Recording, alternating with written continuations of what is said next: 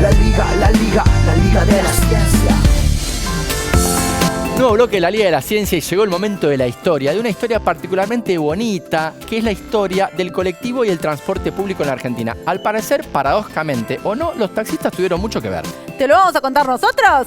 Por supuesto que no, porque para eso tenemos un columnista que sabe muchísimo de historia y que aparte lo adoramos, lo queremos mucho. Le damos un gran aplauso a Sergio Wisniewski. ¡Sergio!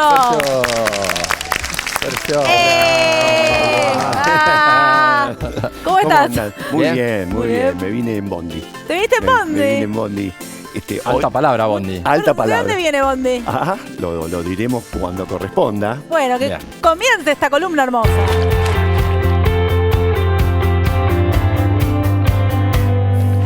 Sergio, bueno, contanos, ¿cómo empezó todo esto de los colectivos? Ahora nos parece tan común, vos viniste en bondi.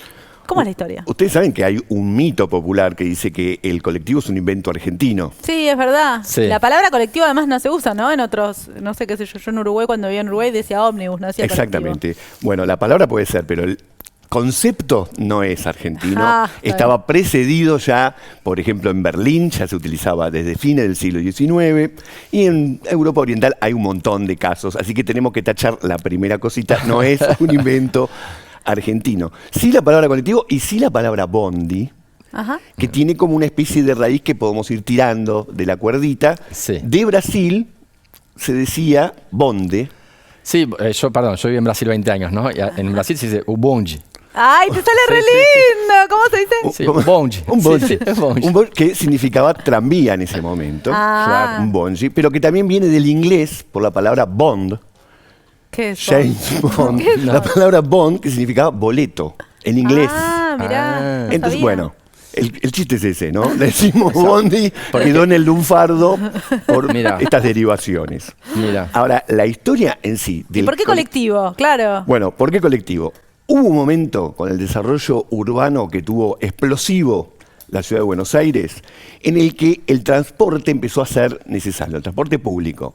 ¿Qué había? Porque nosotros nos tenemos que ubicar en septiembre de 1928, que ahí es cuando surge el colectivo en la Argentina, en Buenos Aires, y después se expande a todas las ciudades. Ahora, ¿qué pasaba en esa época? Ciudad que explotaba, que crecía.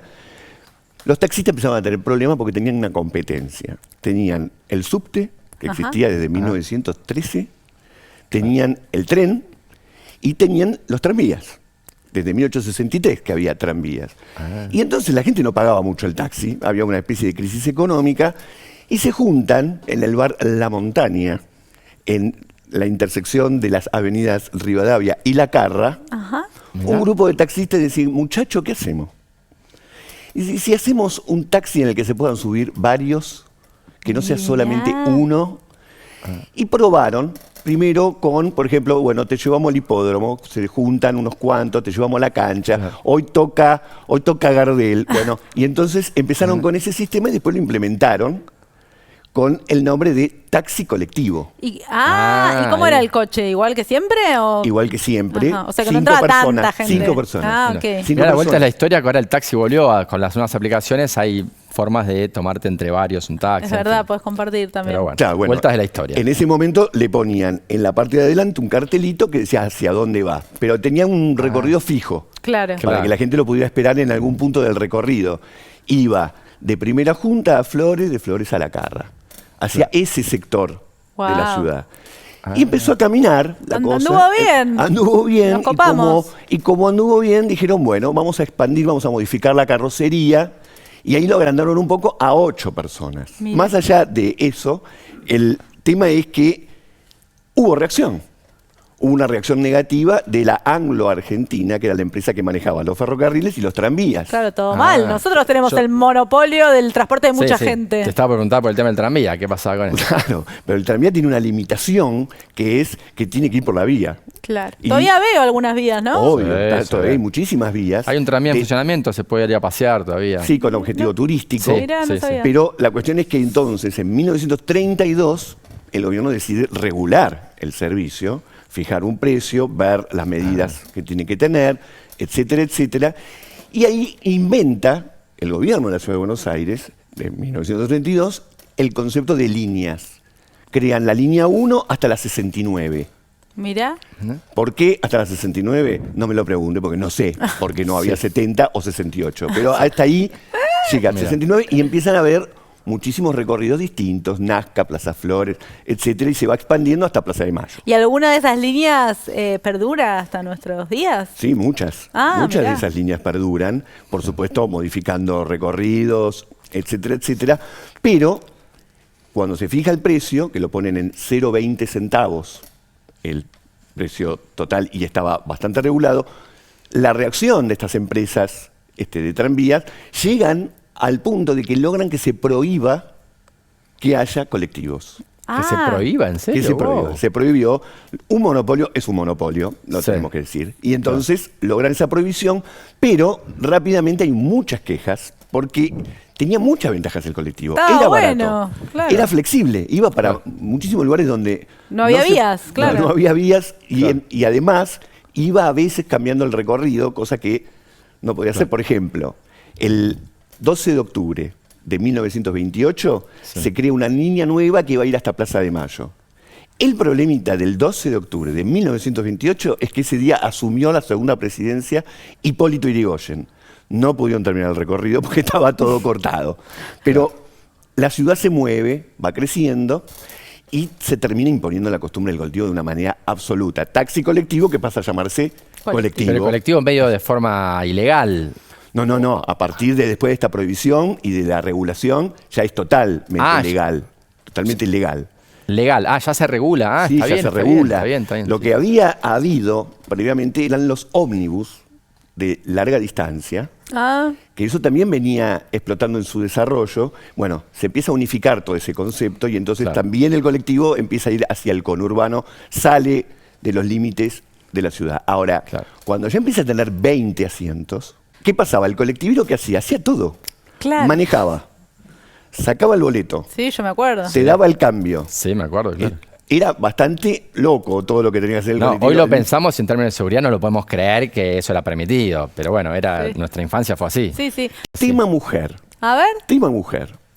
En los primeros colectivos, las mujeres tenían como cierto rechazo a viajar, pudores de época, etcétera. Quizás había Debía haber mucho acoso en el transporte público. Sí. Seguramente. Entonces establecieron los primeros colectiveros una especie de contratación de mujeres para que viajen y otras mujeres vean que ahí adentro se puede viajar. No te puedo creer. Esa como fue una medida para incentivar. Una medida para incentivar. La segunda medida que tomaron es colectivos exclusivamente femeninos. Claro.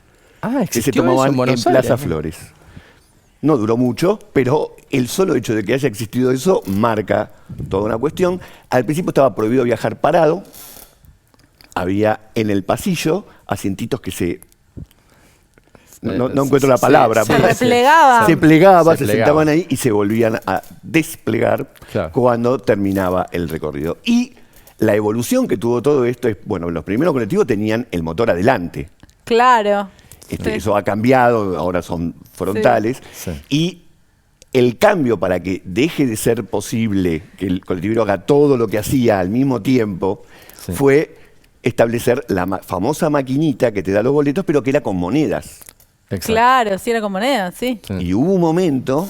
Faltaban monedas. Faltaban monedas en la ciudad. Esto no fue hace tanto, fue 2012, 2013. Hubo escasez de monedas, habían desaparecido todas las monedas. Hay gente que pagaba por la moneda más de lo que la moneda valía, porque no podías viajar en el colectivo si no tenías monedas. Y ahí es donde se termina de implementar la famosa tarjeta SUBE, que bueno, es la modalidad con la que estamos ahora. Pero inicialmente uno subía al colectivo y recién pagaba cuando llegaba. No pagaba ni bien se subía. Uno se subía al colectivo por atrás, no por adelante, se subía por atrás, se sentaba y cuando le avisaba al chofer que se iba a bajar, recién ahí abonaba. Esto fue evolucionando muchísimo porque la Argentina, más allá de que no es la inventora del colectivo, sí tuvo un desarrollo muy poco usual. En este momento en el AMBA hay 400 líneas de colectivo que aparte cada una tiene una frecuencia bastante grande. Es una de las ciudades que más colectivos tiene en el mundo.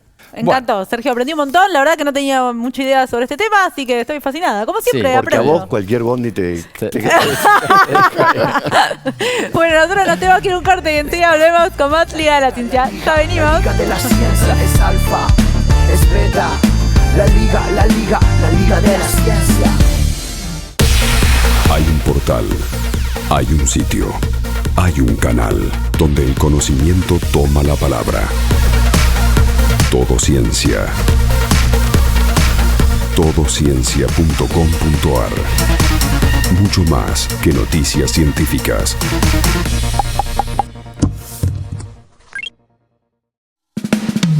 Es nano, es mega. La liga,